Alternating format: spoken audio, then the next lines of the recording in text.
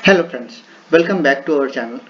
अगर आप नए हैं हमारे चैनल में तो हमारे चैनल को प्लीज़ लाइक, सब्सक्राइब और शेयर करें और बेल आइकन को दबाना ना भूलें।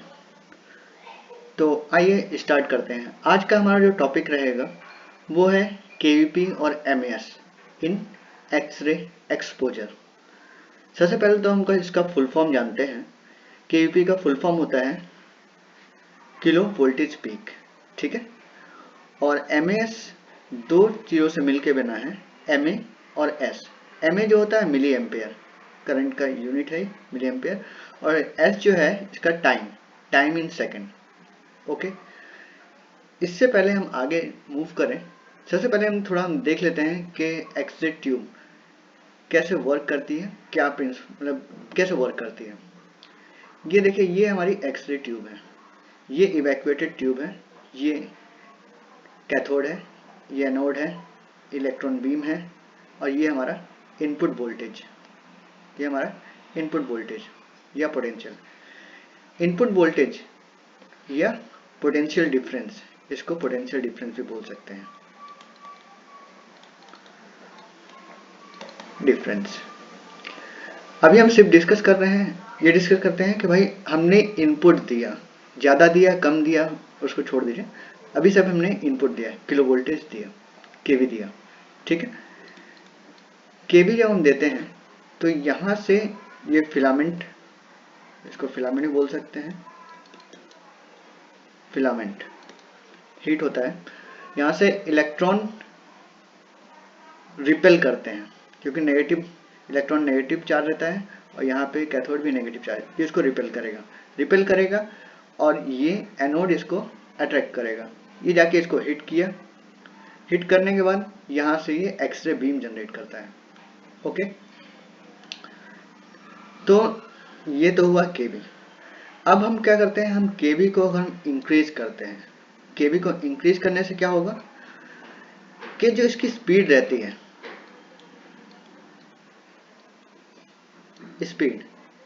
स्पीड इसकी बढ़ जाती है इलेक्ट्रॉन की। ये फास्टर स्पीड से जाके एनोड को हिट करेंगे और फास्टर इंटेंसिटी से एक्सरे बीम जनरेट करेंगे। केवी इंक्रीज किए तो इससे कि बीम इंटेंसिटी इंक्रीज हो गई। ओके, जिसे हम कह सकते हैं क्वांटिटी इंक्रीज हो गई। अब बीम इंटेंसिटी इंक्रीज हो गई, जब हम केवी बढ़ाते हैं तो एनर्जी भी इंक्रीज हो जाती है। एनर्जी कैसे इंक्रीज हो रही है, मेरी स्पीड बढ़ रही है तो फास्टर मूविंग इलेक्ट्रॉन जाके हिट कर रहे हैं, तो ज़्यादा जम से हिट करेंगे तो ज़्यादा एनर्जी प्रोड्यूस करेंगे, ज़्यादा एनर्जी प्रोड्यूस करेंगे तो ज़्यादा एक्स की इंटेंसिटी जो रहेगी वो उसकी स्पीड बहुत फास्टर रहेगी, जो हमारी बॉडी को पेनिट्रेट करती है।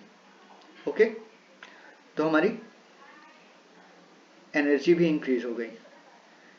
इस तरह कह सकते हैं हमारी क्वांटिटी और क्वालिटी दोनों इंक्रीज होती है जब हम केवीपी बढ़ाते हैं। हम केवीपी बढ़ाते हैं, इंक्रीज करते हैं, तो हमारी एक्सरे बीम की एनर्जी भी इंक्रीज होती है।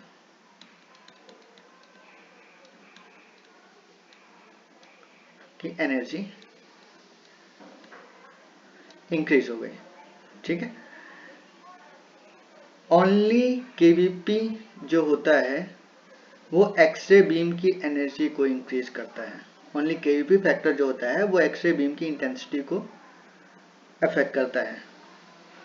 बाकी जो अदर वेरिएबल हैं एक्सपोजर में, जैसे एमए,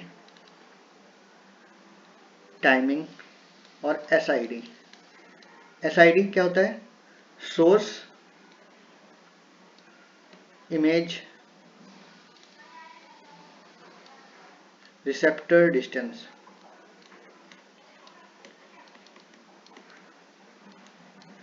ये तीनों हमारी एक्सरे बीम की इंटेंसिटी को अफेक्ट नहीं करते हैं।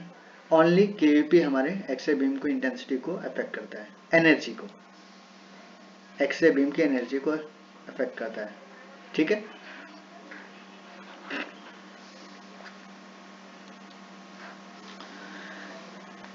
हम केवीपी बढ़ाते हैं, इंक्रीज करते हैं,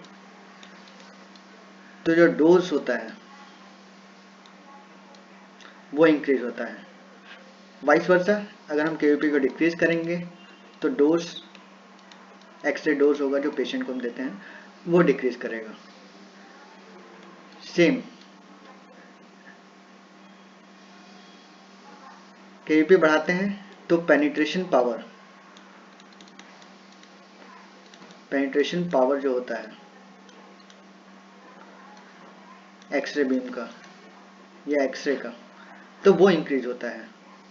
तो जैसे हम केवीपी बढ़ाए तो हमारी एक्सरे जो होंगी फैटी पेशेंट के बॉडी को भी पेनिट्रेट कर पाएंगी ताकि हमारी इमेज अच्छी आए। अब रेशियो क्या होता है?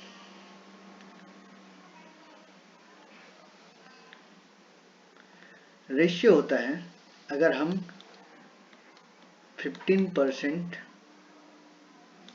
केवीपी को इंक्रीज करते हैं तो एक्सपोजर, 50% केवीपी को हमने इंक्रीज किया तो एक्सपोजर हमारा डबल हो जाता है, या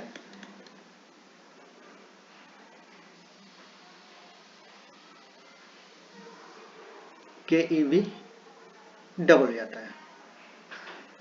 ओके, अब हम फाइनल कंक्लूजन पे आते हैं कि हम केवी अगर हम इंक्रीज करते हैं तो क्या क्या चीज़ें इंक्रीज होती हैं। केवी हम इंक्रीज करते हैं तो एनर्जी इंक्रीज होती है, दूसरा इंटेंसिटी इंक्रीज होती है, तीसरा पेशेंट डोज इंक्रीज होता है,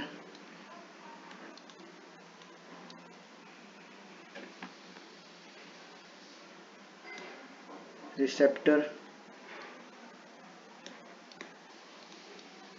एक्सपोजर इंक्रीज होता है। सिर्फ डिक्रीज क्या होता है? हमारा कॉन्ट्रास्ट।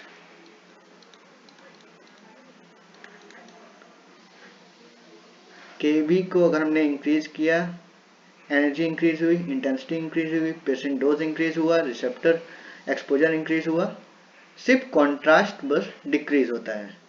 वैसे ही जैसे हम केवी अगर डिक्रीज करते हैं तो ये सारी चीजें डिक्रीज होंगी, सिर्फ कॉन्ट्रास्ट इंक्रीज होगा।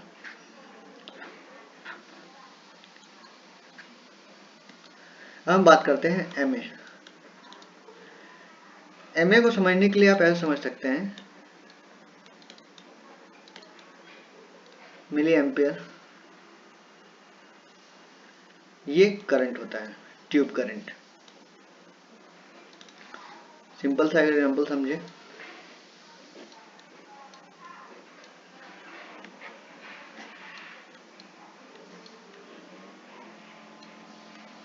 हमने एमए को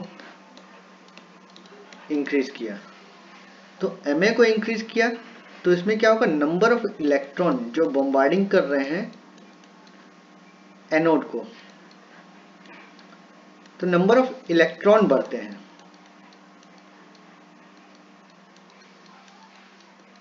ठीक है,